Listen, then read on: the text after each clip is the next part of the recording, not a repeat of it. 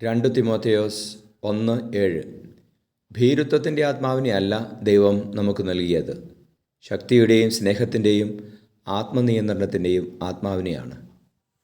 പരിശുദ്ധ പരമ ദിവ്യകാരുണീശോയ്ക്ക് നേരവും ആരാധനയും സ്തുതിയും പുകഴ്ചയും ഉണ്ടായിരിക്കട്ടെ. ഈശോയെ, ഞങ്ങളങ്ങയെ സ്തുതിക്കുകയും ആരാധിക്കുകയും ചെയ്യുന്നു. ഈശോയെ, അങ്ങയുടെ വലിയ സ്നേഹത്തെ ഓർത്ത് നന്ദി പറയുന്നു. ഈശോയെ, അങ്ങ് നൽകിയ ആത്മാവിനെ ഓർത്ത് നന്ദി പറയുന്നു.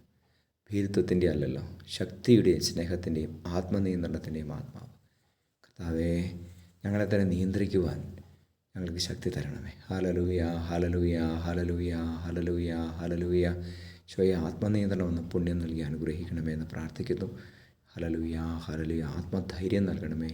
ഈശോയെ, അങ്ങയെ സാക്ഷ്യപ്പെടുത്താനുള്ള കൃപ നൽകണമേ. ആത്മാവിൽ ആശ്രയിക്കുവാൻ സഹായിക്കണമേ.